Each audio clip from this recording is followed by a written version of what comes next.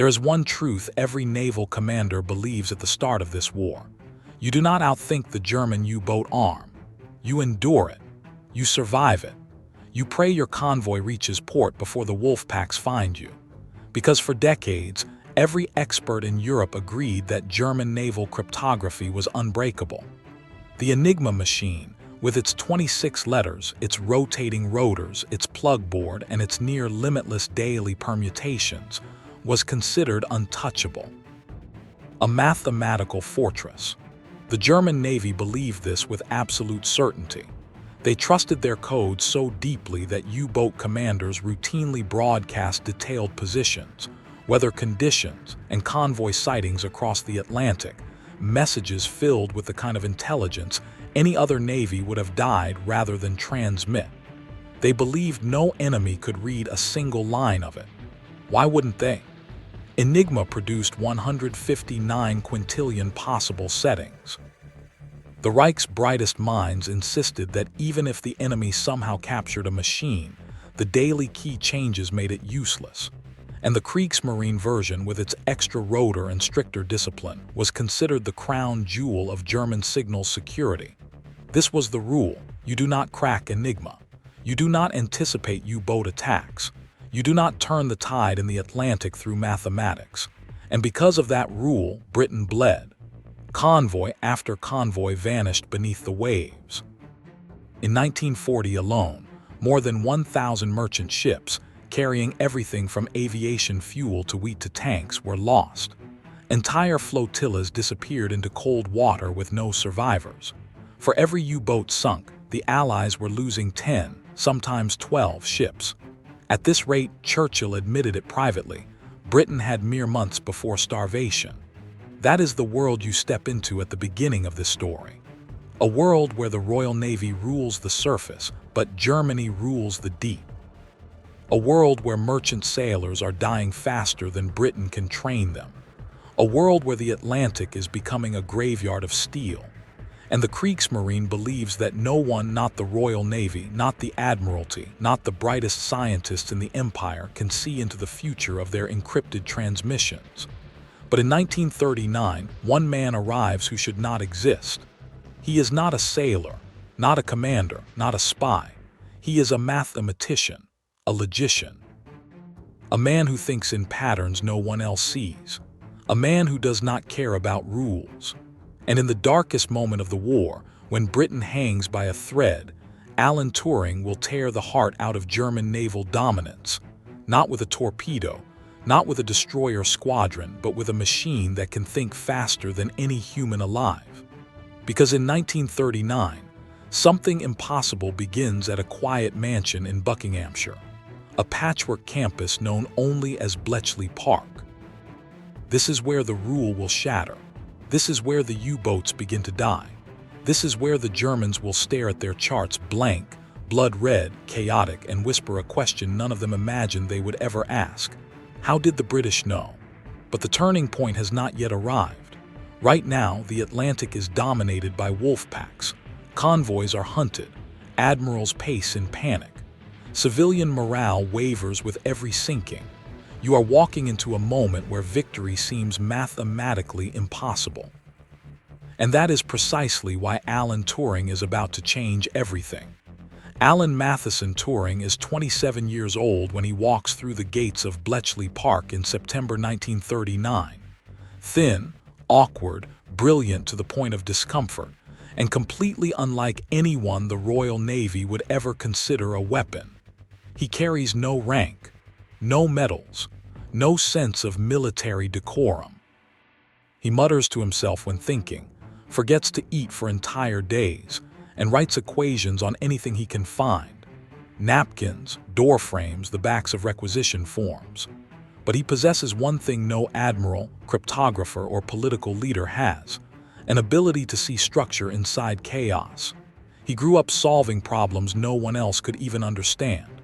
At Cambridge, he redefined the very idea of computation, proving that a machine could perform any logical operation if built correctly. While Europe sleeps, he creates the foundations of computer science before computers exist. He dreams in algorithms. He thinks in mechanical processes. He sees not the world as it is, but as it could be if someone had the courage to build it. That is why he is here, summoned quietly, secretly, urgently, to join a handful of mathematicians, linguists, chess champions, and engineers under the government code and cipher school. But Bletchley Park is not the polished intelligence headquarters you might imagine. It is a chaotic sprawl of huts, drafty corridors, clattering typewriters, and overworked minds. It smells of wet coats, cigarette smoke, and chalk dust. Every room hums with tension because every moment they fail to break Enigma, men die at sea. You sit with Turing in Hut 8, surrounded by stacks of intercepted German naval messages, pages and pages of meaningless letters. Each one represents a position report, a convoy sighting, a supply rendezvous. Each one could save hundreds of lives if understood in time, yet they may as well be written in the language of another planet. The Navy has already learned a harsh truth. Polish cryptanalysts who cracked early versions of Enigma before the war cannot keep up with the naval variant. Its extra rotors, its plugboard complexity, its rigid communications discipline, all of it pushes the machine beyond human reach. Any solution that depends on manual logic or pencil and paper techniques is doomed. So what do you do when the problem is too large for human minds? You build something beyond the human mind. That is Turing's conviction from the very beginning. He looks at Enigma not as a code to decipher, but as a process to reverse engineer. He studies not the letters but the system beneath them. He rejects the Admiralty's slow, conservative approach and sketches designs for a machine that could simulate Enigma's inner workings thousands of times per minute. A machine that could tear through millions of rotor combinations before breakfast. Many think he is insane. The Navy dismisses him as a theorist. Senior codebreakers whisper that he is wasting precious time. Even inside Hut 8, the idea feels absurd. A machine solving a problem faster than a human. A device thinking through possibilities at mechanical speed. Turing simply stares at the table and says nothing, because he knows the stakes. By early 1940, the Battle of the Atlantic is spiraling. Germany has deployed more than 50 operational U-boats, each capable of sinking 5, 10, even 15 ships before running low on torpedoes. Convoys sometimes lose 20% of their hulls in a single crossing. Britain imports over 60% of its food and fuel. Every loss is felt immediately. Without supplies, aircraft cannot fly, tanks cannot move, civilians cannot eat, industry cannot function, victory becomes impossible, and every day more intercepted messages arrive unreadable, mocking, fatal. Turing knows what the Navy does not. You cannot fight a mathematical problem with traditional thinking. You cannot defeat Enigma with what it expects. You must break the rules. You must innovate. You must do something no Navy in history has attempted. So he begins designing the bomb, an electromechanical machine the size of a wardrobe, capable of running through 17,000 rotor positions per minute. It relies on a simple truth buried deep in Enigma's logic. The machine cannot ever encrypt a letter as itself. That mechanical quirk, that tiny, overlooked limitation becomes the crack in the armor. But the bomb is not yet real. It is still lines on paper, sketches, circuits, motor diagrams. And while Turing refines his designs, the Kriegsmarine tightens its grip. Admiral Karl Dernitz's Wolfpacks are expanding. New U-boats are launched each month. In March 1941 alone, Britain loses over 500,000 tons of shipping. Inside Bletchley, urgency becomes desperation. You hear the news daily. Another convoy lost. Another destroyer on the bottom. Another set of survivors rescued from the freezing Atlantic, shaking uncontrollably, describing torpedo wakes slicing through dark water. Turing listens quietly, takes notes, and returns to his machine. Because he understands something no one else fully grasps. If the Allies can read U-boat traffic, they will see the ocean the way Dernitz sees it. They will track every submarine. They will steer convoys around danger. They will starve the Wolfpacks instead of being slaughtered by them. The pathway to victory does not lie in more guns, more ships, or more escorts. It lies in information, pure mathematical clarity. By April 1940, Turing has a prototype design ready. He pushes for funding, equipment, personnel. The Admiralty balks. The cost seems outrageous. The concept feels unproven. They argue, they delay, they hesitate while U-boats continue their killing spree. Turing keeps pushing, because he knows something they cannot yet imagine. The moment the bomb begins turning, the Battle of the Atlantic will flip overnight. But right now, standing in Hut 8, surrounded by cold rain tapping on thin windows, listening to the distant hum of other codebreakers working through the night, there is only one reality. The machine must work. It must be built. And it must be built fast. The world is running out of time. Dawn breaks over Bletchley Park as a gray smear across the sky. The rooms inside Hut 8 are already awake. Typewriters clatter, papers shuffle. Radios hiss with new intercepts arriving from the Y stations along the coast. Every hour brings fresh messages from U-boats stalking convoys across the North Atlantic. But today is different. Today, Alan Turing's machine, the first operational bomb, built at the British Tabulating Machine Company in Letchworth, is ready to be tested. It stands taller than a man. Rows of rotating drums. Wires snaking across its frame. Switches waiting to be thrown. A heartbeat made of copper and steel. The machine hums with potential energy as if it is waiting to be unleashed. Turing watches it with calm intensity. He is not impressed by its size. He is focused entirely on its purpose, to strip Enigma of its invincibility. The moment the power switches flip, the bomb roars to life. Drums spin. Motors whine. The entire machine vibrates as it races through rotor combinations faster than any human could even conceive. This is the first time in history that a machine is thinking through a problem faster than the people who built it. The first test, a series of U-boat messages intercepted hours earlier.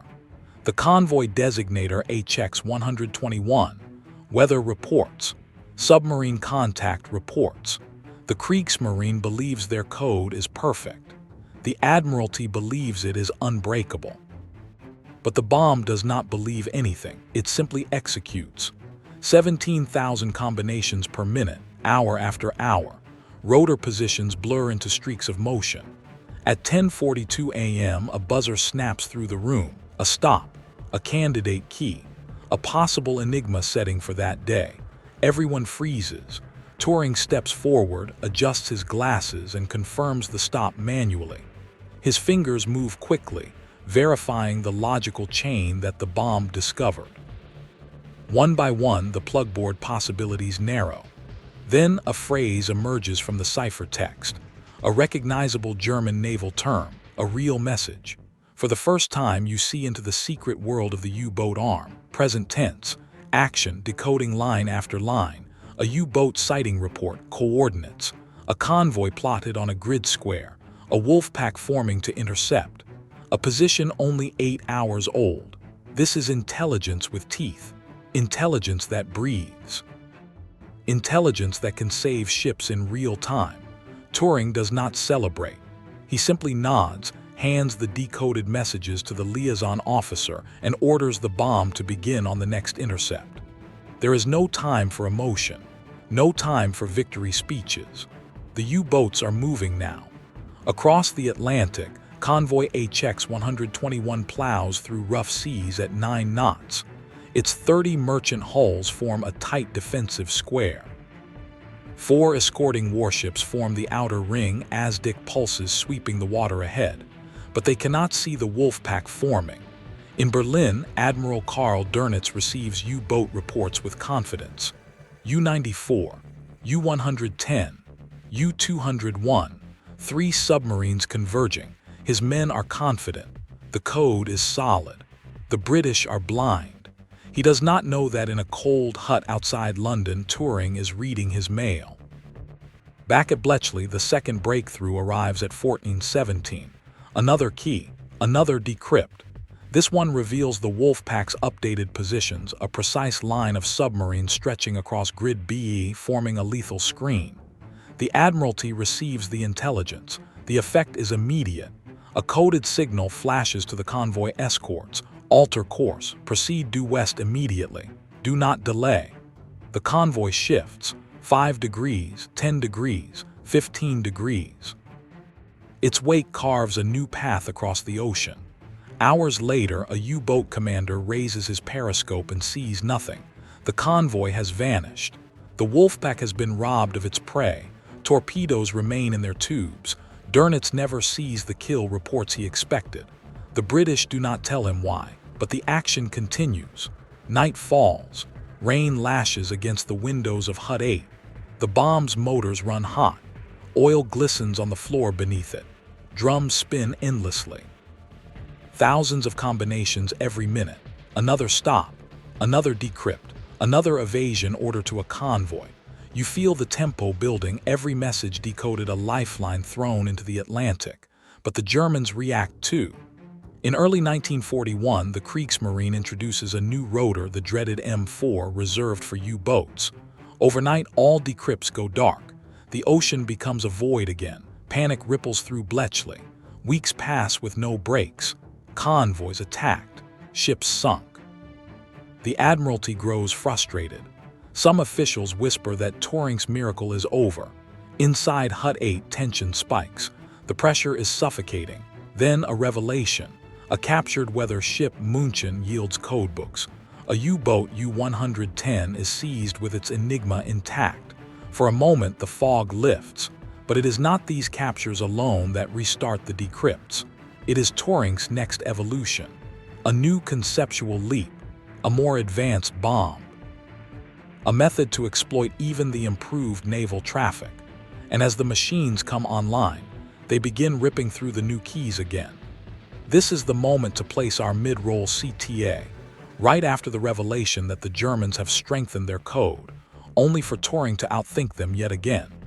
If you find this kind of forgotten history as fascinating as we do, we'd be honored if you'd hit that subscribe button.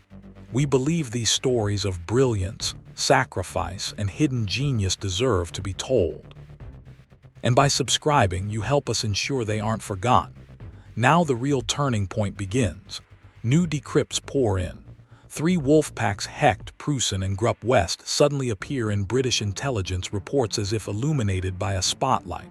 Convoys are diverted. Escorts are reinforced. Aircraft from Iceland race to cover new routes. The U-boats begin missing their prey more frequently. Their logs show frustration. Their commanders complain of enemy foresight. Dönitz demands answers. But there are none. And now you reach the most critical beat of the impossible action, the countdown. June 1941. Convoy OB 318, 41 merchant ships, escorted by the destroyer HMS Bulldog and corvette HMS Aubritia. A Wolfpack is closing, but Bletchley has the exact timetable. A decrypted U-boat message states, intercept AT-600, grid I-8832. You feel the tension tight. Distance, 200 miles. 150 miles. 100 miles. The Admiralty orders a course change at the last possible minute. 600 arrives, periscopes rise, torpedo tubes flood, and again nothing. The convoy has slipped away as if it could see the U-boats lurking beneath. This pattern repeats, again and again, each time more dramatic, each time more obvious. The impossible is happening in real time. One codebreaker, one man is dismantling the U-boat campaign without firing a shot. The pace accelerates. Days blur into nights, nights into weeks. The bomb rooms now roar around the clock, rows of machines spinning, clicking, grinding through hundreds of thousands of Enigma permutations every hour. Hut 8 transforms from a quiet cluster of analytical minds into the beating mechanical heart of the Atlantic War. And Alan Turing stands in the center of it, exhausted, unshaven, eyes red from lack of sleep, but absolutely unyielding. Because the breakthroughs are coming faster now. Clearer, more precise. The fog that once covered the North Atlantic begins to thin, replaced by a map of U-boat intentions that only Bletchley Park can see. You watch as another decrypted message arrives on the long wooden table, ink still wet from the typewriter. A short burst transmitted by U-552, one of Dernitz's most aggressive submarines. GRUPPE-NORD position modified. Intercept area shifted to grid B6155. The moment Turing reads it, he signals the runner. Within minutes, the Admiralty updates its orders. Convoy SC-42, already battered by storms and behind schedule, receives a terse message. Alter course immediately. Do not enter grid B. The convoy adjusts. 10 degrees, 20 degrees, not a moment too soon, because in those very waters in the exact grid square avoided 5 U-boats lie in wait, engines silent, torpedoes armed. Commanders scanning the horizon through periscopes, expecting silhouettes to appear at any moment. Nothing comes. Their frustration grows. Logs from U-boat captains around this period contain repeated entries.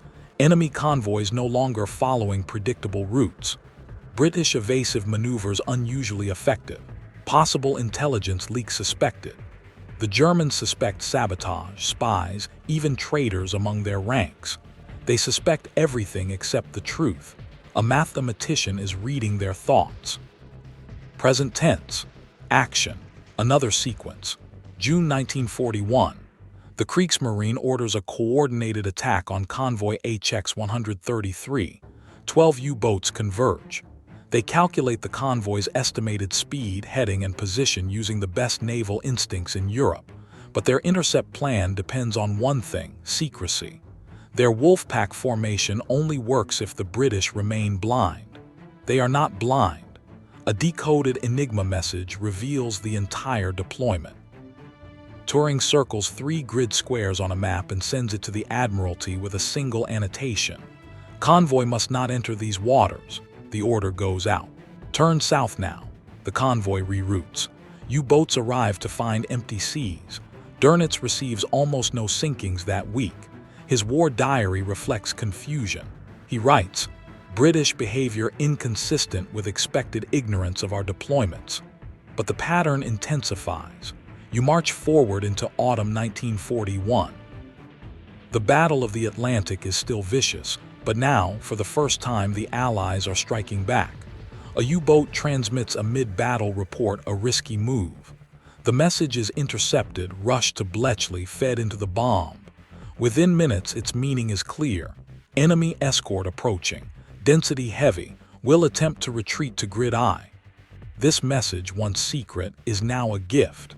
The Admiralty reroutes aircraft from Iceland. A Hudson patrol plane locates a dark silhouette on the surface, diesel fumes rising into cold morning air. Depth charges fall. Explosions ripple across the waves. U-boat destroyed. For the first time, German submariners begin telling each other, "The British know where we are." Present tense intensifies again. November 1941. Convoy HG-76 leaves Gibraltar, escorted by a mixed group of destroyers and the escort carrier HMS Audacity. Bletchley decrypts an urgent U-boat directive. All available boats converge on HG-76, priority target. This is not just an attack, this is a declaration. Turing works through the night. The bombs hammer through rotor combinations. The team identifies the U-boat's projected movement lines. By dawn, the Admiralty has a complete picture. HG-76 is guided around danger zones. Aircraft patrols concentrate precisely where U-boats expect to be safe. Escorts move aggressively, not defensively. The result is astonishing. In 5 days of combat, the Allies sink 4 U-boats, an unprecedented number. British losses are painful but far fewer than expected. Dernitz writes again in his diary, "The enemy is anticipating our attacks. Something is fundamentally wrong." He orders an internal investigation. Communications discipline is tightened. Message lengths reduced. Patrol patterns altered, but nothing changes. The British still maneuver with uncanny foresight. Because while the U-boats evolve, Turing evolves faster. Each week brings refinements, new bomb configurations, new statistical techniques, new shortcuts that cut solving time from hours to minutes. What began as a desperate gamble becomes a systematic, industrial-level code-breaking operation. Now comes the next escalation. December 1941. A massive Wolfpack named Grupp Seeüber receives orders to ambush Convoy on 39. More than 80 merchant ships travel together, a tempting target. The Germans send precise attack instructions. Intercept tomorrow morning. Grid AJ 9831. Turing decrypts the message. His pencil taps rhythmically on the table as he analyzes the data. This time, he does not simply redirect the convoy. He proposes a counterstroke. The Admiralty listens. Aircraft are diverted, destroyers redeployed. A trap is set. At dawn, U-boat commanders surface for a brief radio check. They expect silence. Instead, radar-equipped escorts are bearing down on them. Depth charges explode. Sonar pings echo. The water turns violent. 3 U-boats are sunk before they can submerge fully. This has never happened before. The Germans are stunned. The British are electrified. And then the most critical moment of all, early 1942. The Kriegsmarine rolls out its most aggressive campaign yet, Operation Paukenschlag, the drumbeat offensive against the U.S. East Coast. U-boats hunt merchant ships silhouetted against city lights from New York to Cape Hatteras. But even as the Americans struggle with inexperience, Turing continues decoding German naval traffic. He identifies rendezvous points, refueling schedules, patrol lines, locations where Allied ships must avoid at all costs. Every decrypted message becomes a navigational adjustment, a saved convoy, a U-boat denied its prey, and slowly, very slowly, the numbers shift. Sinkings remain high, but losses begin to plateau. Escort groups coordinate more effectively. Radar and sonar integrate with decrypted intelligence. Aircraft catch submarines surfacing to send Enigma reports, and every successful attack further tightens the noose. Alan Turing's invisible hand begins shaping each battle. The final turning point of Act III is approaching, the moment where the Germans realize something impossible is happening, and the Allies realize the U-boat arm is bleeding faster than it can replace. You are standing at the edge of the decisive break. The impossible action is about to land its final blow. By spring 1943, the Atlantic has become a grand, continuous duel, U-boats adapting, Turing adapting faster. Wolfpacks striking, convoys slipping past like ghosts. Admirals poring over charts, wondering how the British always seem one step ahead. Yet the real battle isn't happening on the ocean at all. It's happening inside boxes of spinning rotors, in rooms filled with wires and chalkboards, in the mathematical corridors of Alan Turing's mind. And as May approaches, something dramatic becomes clear. The Battle of the Atlantic, the longest, most brutal campaign of the war, is tipping. The Germans do not understand why. Not yet, but you do. Because you're standing inside Hut 8 as another decrypted message lands on the table.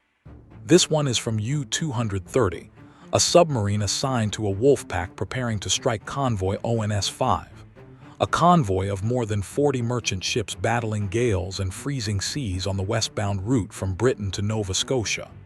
The message reads, GRUPPE SBECHT and GRUPPE Faust TO converge. Attack tonight, 2300 hours. Turing circles the time with a pencil. It is precise, ambitious, dangerous. For the Germans, this is meant to be decisive, a blow designed to break Allied morale. For Turing, it is an opportunity, present tense. Action, immediate stakes. The bombs begin spinning, 2 stops, 3 stops. Additional keys confirmed within hours. By evening, Bletchley has the positions of nearly every U-boat involved in the attack. The Admiralty issues new orders at once. ONS-5 will alter course to 265 degrees, escorts to expand perimeter, air cover extended AT first light. The convoy shifts in the storm, the escorts tighten formation. Radar sweeps the darkness, 2300. The German attack begins. Dozens of torpedoes streak through the water. 2 merchant ships are hit. 1 breaks apart. Sailors scramble onto freezing rafts. It is chaos. But the Wolfpack expects a massacre. They expect confusion. They expect disarray. Instead, the escorts react with impossible precision. Every sudden turn, every aggressive charge, every depth charge drop matches the Germans' intentions as if the convoy commander has read their playbook. Because he has. Turing gave it to him. Present tense intensifies. Destroyer HMS Orby sights a periscope at 900 yards. She turns hard, engines screaming, and rams the U-boat before it can dive. Another destroyer, HMS Duncan, unleashes a depth charge barrage that collapses another submarine's hull. By dawn, U-630 is gone. By noon, U-192 joins it on the bottom. By the end of the battle, 6 U-boats are destroyed, one of the greatest losses the Germans have ever suffered in a single convoy engagement. ONS-5 survives.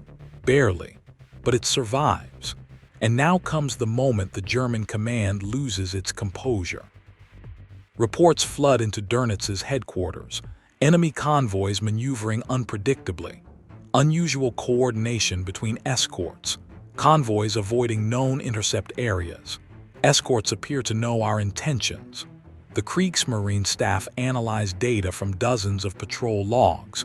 Something is deeply wrong. The British have gone from being hunted to being untouchable. Dönitz convenes a meeting. The transcript is chilling. How is it possible, he demands, that our submarines cannot find convoys moving at 8 knots across thousands of miles? How do they vanish? How do escorts react before our attack begins? The answer to everyone in the room seems unthinkable. Enigma cannot be broken. The U-boat arm is perfectly secure. Germany's greatest advantage cannot be slipping through its fingers. And yet, the battlefield does not lie. In May 1943 alone, the Germans lose 41 U-boats. 41 in a single month. That is not a battle, that is collapse. And this is where your story reaches its apex, the ultimate moment of the impossible action. Turing has not merely cracked a code. He has rewritten the nature of naval warfare. Convoy routing changes daily based on decrypts. Escort groups intercept U-boats with uncanny precision. Aircraft ambush submarines surfacing to send messages. The same messages Turing is decoding hours later. Secret resupply U-boats, the Milchka tankers, are hunted down because Bletchley knows their rendezvous points.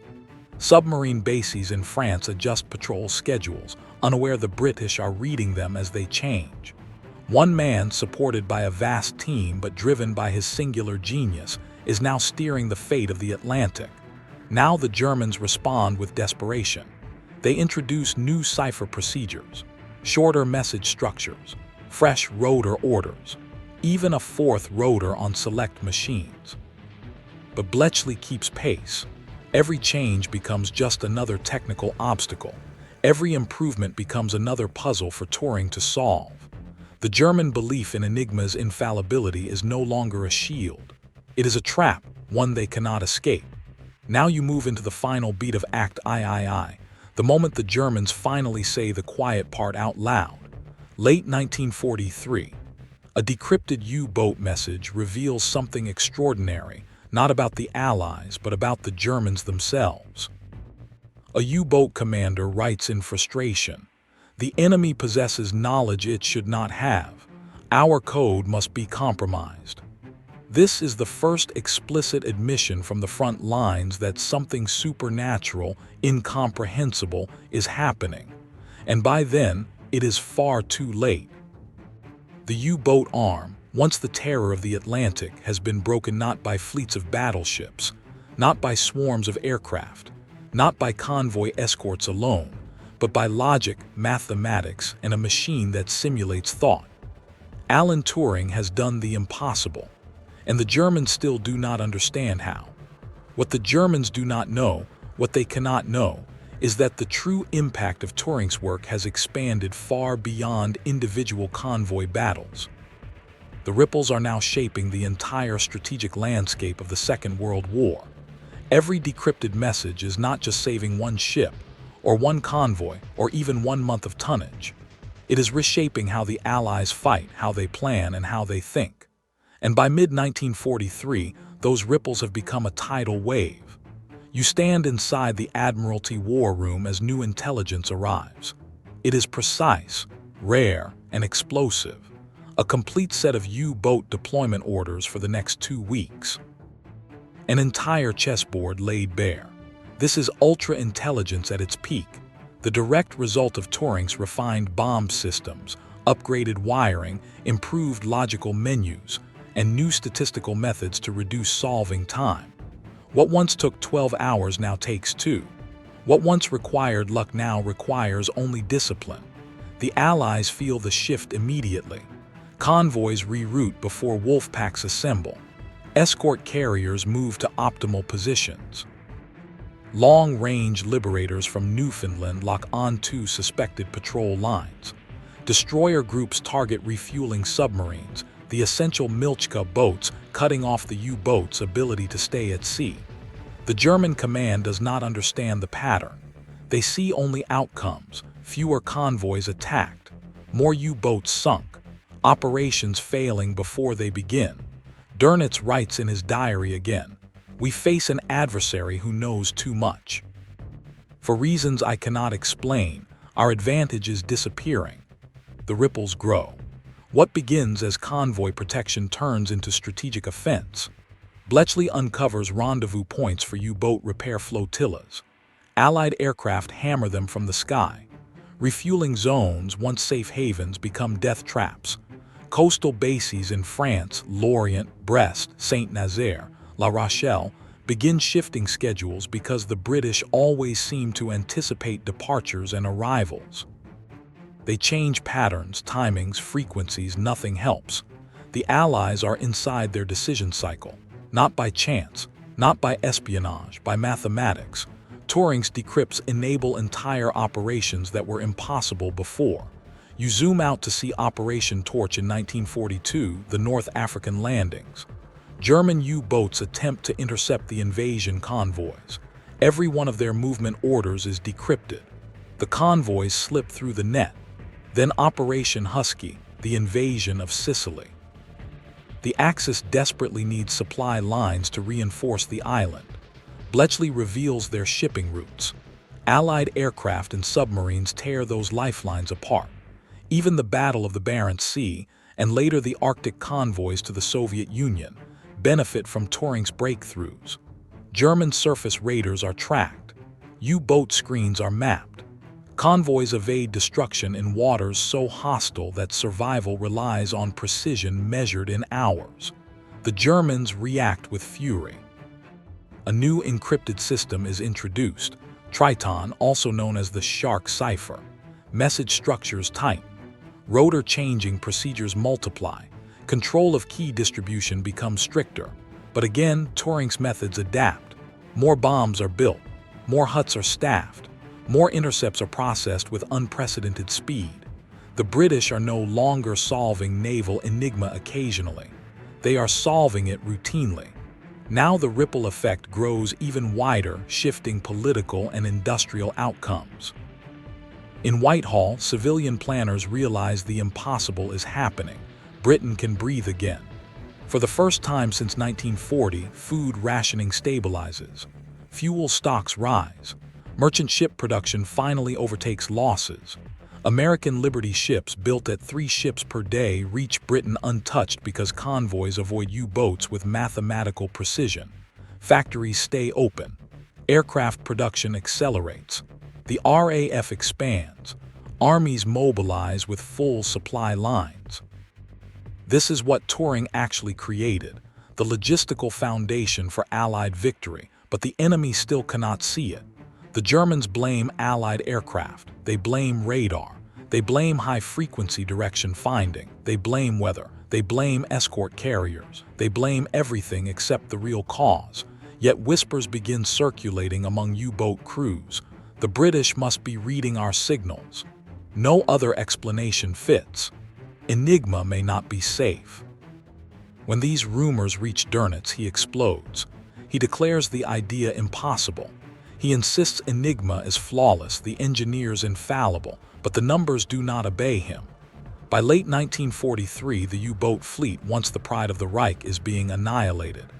Allied codebreakers now read 90% of German naval traffic within hours of transmission. Think about what that means. Every U-boat departure, every U-boat refuel, every attack order, every Wolfpack formation, every retreat command, every weather report, every convoy sighting they transmit becomes a liability. Turing has turned their communication network into a weapon against them. And now comes the grand strategic revelation, the one no German admiral would ever believe. The Allies are not reacting to U-boats. The U-boats are reacting to the Allies, because the Allies already know what the Germans are about to do. The true impact of Alan Turing's work will not be understood for decades, but here in 1943, the consequences are unmistakable. U-boat operations collapse. Convoy losses plummet.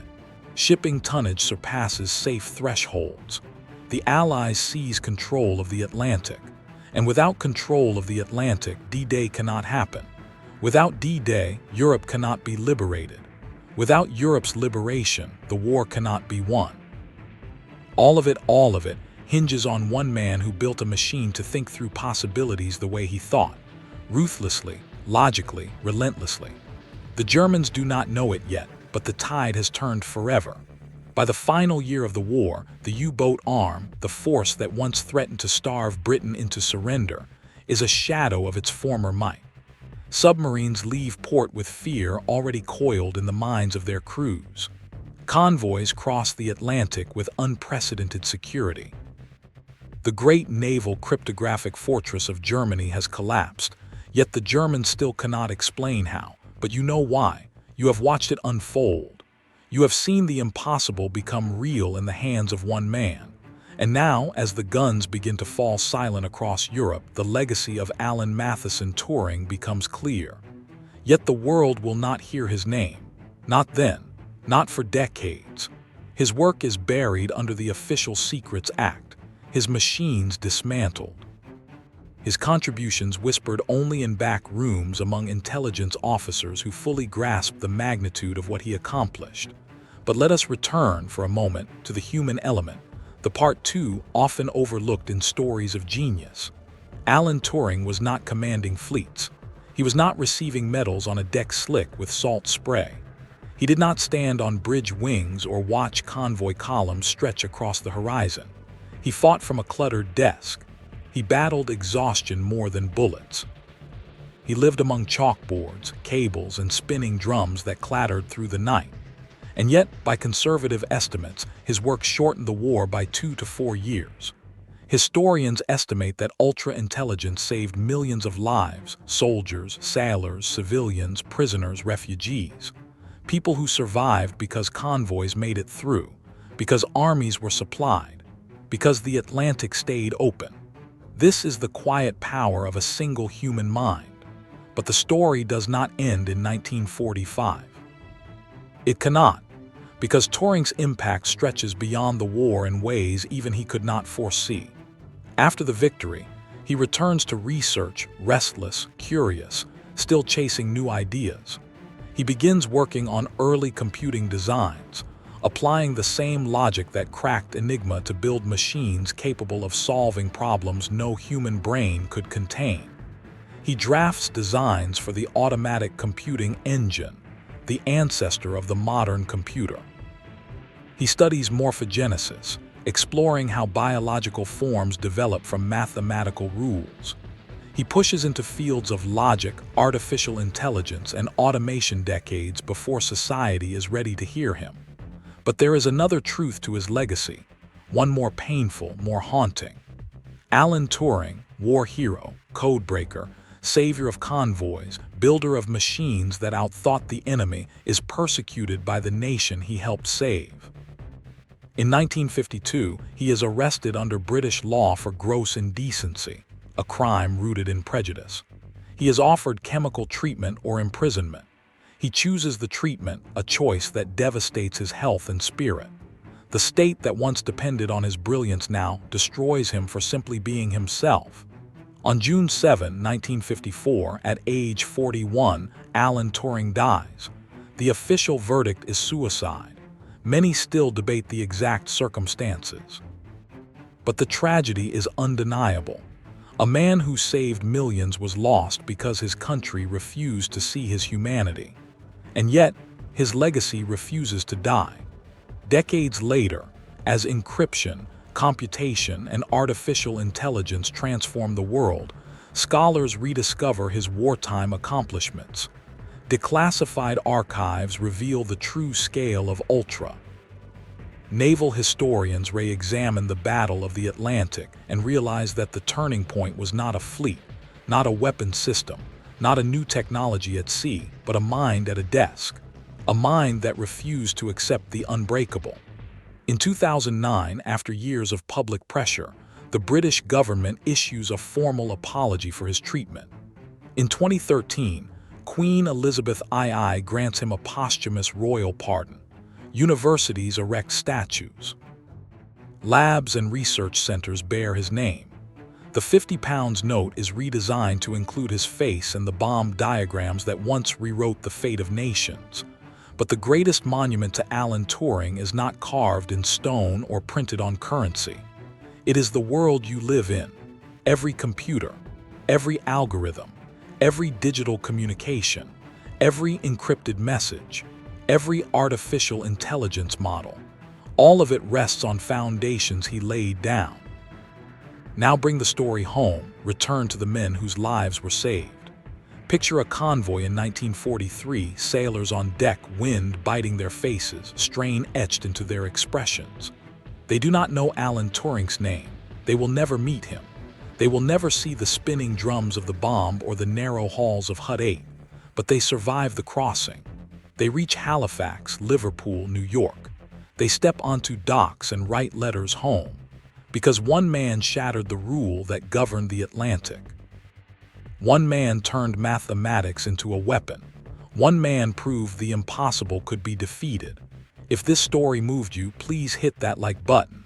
Every click tells the algorithm this piece of history is worth remembering. We are dedicated to rescuing forgotten stories from the archives. If you want to join us on this mission, please subscribe and turn on notifications. Where are you watching from? Drop a comment with your city or state and let us know if someone in your family served. Thank you for ensuring that Alan Turing and the thousands of sailors whose lives were saved by his genius do not disappear into silence. They deserve to be remembered.